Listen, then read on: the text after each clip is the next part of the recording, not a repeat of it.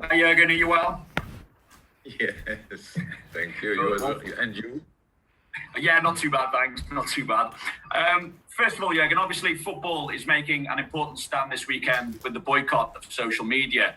Can you give us an idea of the impact online hate and abuse has on the football club? Maybe the time you or your staff have to devote to the fallout of this kind of abuse, and also the impact that you see it having on the individuals targeted. So I think I said it before, I'm not the most experienced person with social media things. But of course we had cases where players faced some weird things on social media. And yes, I had some talks as well with the boys then. Didn't happen too often actually, because we have a pretty good setup for that. We have smarter people than me, better people who know better about the issues, could show up and all these kind of things. So it's just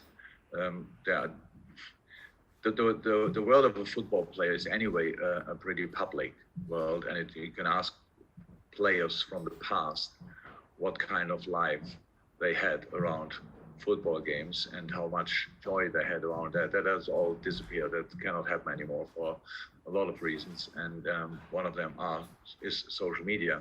But anyway, it's used by a lot of people on this planet, and so it's a very important thing to do. And I support, obviously, the boycott. The club support the boycott, and I'm happy that we all together set a sign, because things in this department for sure need to change.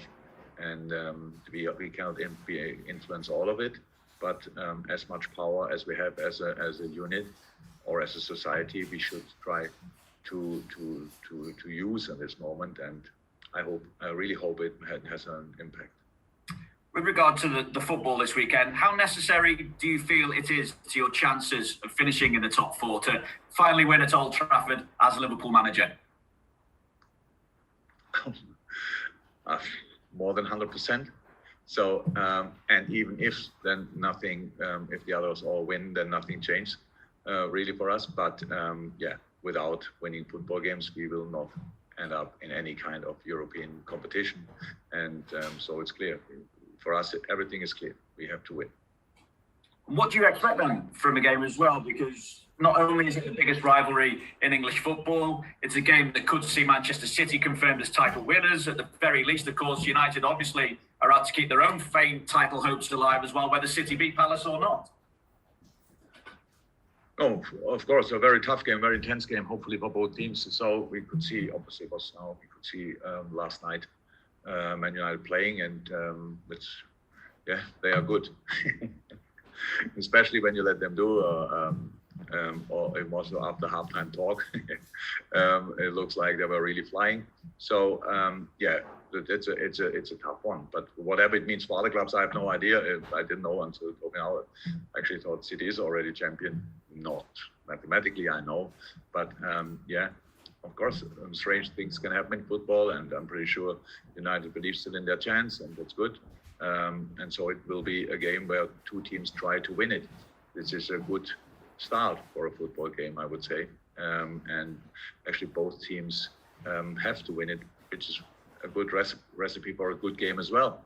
So let's see what we can make of that. We've got Damien from DLP, who is on mute now, and then James from the BBC, and then Carl from the Press Association. Damien. Hello, Jurgen. Obviously, they're going to be very up for the game because they've come off the back of a big victory in Europe, but they've only had 3 or 4 days to prepare. You've been in that situation before. What kind of insight can you offer into that situation? Oh, it's completely different. Of course, it's different to our situation now. When you play on Thursday and Sunday again, yes, United is got used to that during the season, but it doesn't make it better. It's a really tough challenge, definitely for them. Today they obviously recover. Tomorrow they have second day recovery, and on the next day they play again. So there's not a lot you can really do in training to change things or whatever. But I don't think United anyway wanted to change a lot. I think like 75% of the team is the same team playing most of the games. last line, midfield pretty much. Fred McTominay, maybe Matic comes in, and then the four up front. Fernandes is playing pretty much all games, and the other three he can change from time to time. So is it Rashford up front or Greenwood up front? Is it James on the wing or Greenwood on the wing? Is Rashford on the wing or Pogba on the wing? Obviously Pogba played again a really good game last night. So who we will face, it's pretty clear that they cannot make massive changes, and probably will not make if they had no injuries last night. I think that's clear, but it's tough. But how I said, we had in the last years as well, always late in the season, these kind of fixtures, playing Wednesday Champions League and on Saturday the Premier League. We had to win all the games, and we tried to do that. Most of the time it worked out for us.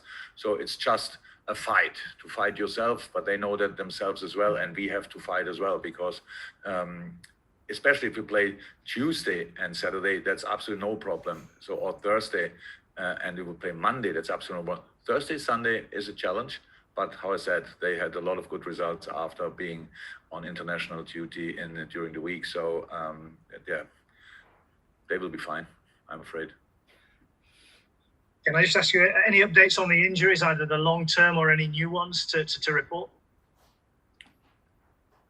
No.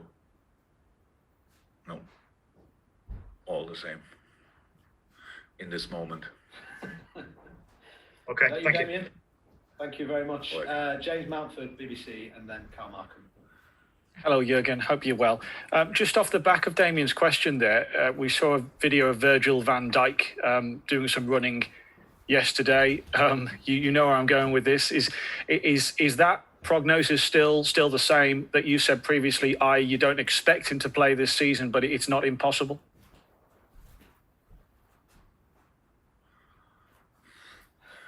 I don't have enough English words to describe the same thing more often or that often.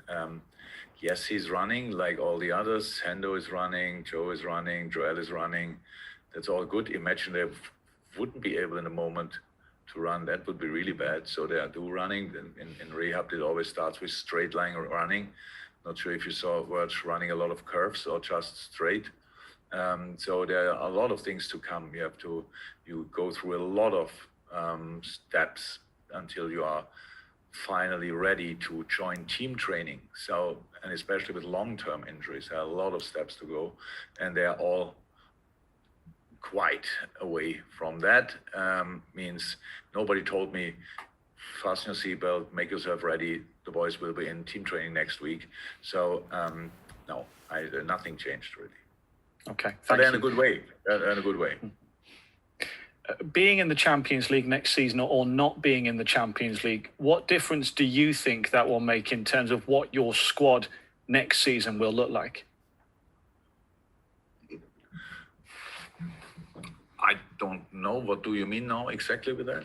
So does that affect any potential transfer business, for example, or any contractual situations? Don't think so, really. So playing Champions League obviously is massive from especially a financial point of view for the club. So it's really important.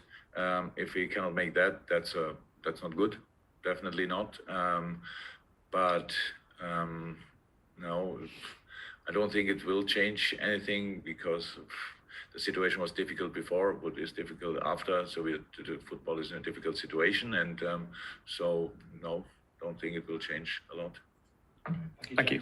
We're going to have the hands up from the guys for the first breakout of the daily section now, and we'll go to Carl Markham to finish the open part of the press conference. Hi, Jurgen. Hi. After last weekend's result against Newcastle, we sort of spoke about confidence among the players, confidence from to goal and stuff. I'm just wondering, with that in mind, is Old Trafford the best place to go when maybe the confidence is lacking a little bit? We will see. For sure, it's a game. In whichever situation you are, when you are a Liverpool player or Liverpool manager, this is the game. So where you have to give you absolutely everything anyway. So is it the best place to go after conceding a late goal against Newcastle? I don't know. Is the best place to go after watching them scoring 5 goals in one half time last night? I don't know. It's not important really, because between now and then a lot of things can happen.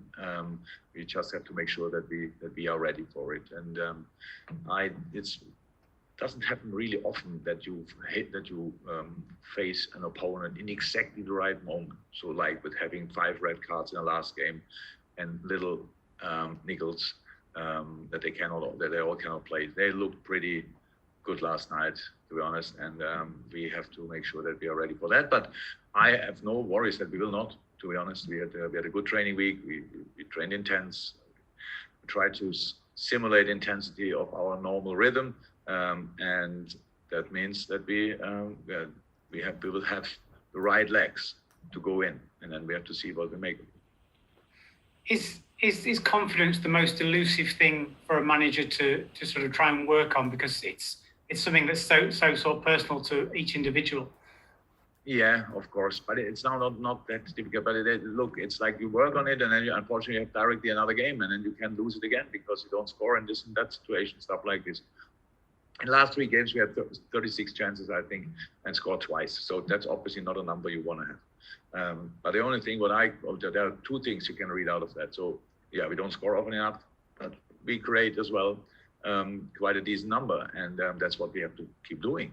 So, and then we try to help the boys. We showed the situation, not with like this and shouting at them, going for them. Like, how can you not score in this situation? It's just giving them different options in the moments, just helping them with the right information, helping them with a. So after the game, obviously, I was not in a good mood. Nobody should have been, but I was not as well. So a day later, it was slightly better, not much.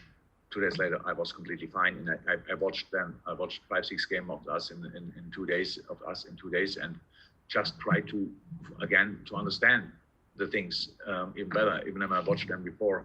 And it's just about a lot of things work really out for us still on a football pitch, but it's all covered by the not often enough finishing and by conceding late then if you want. But you can concede a late goal, obviously, that happens in football.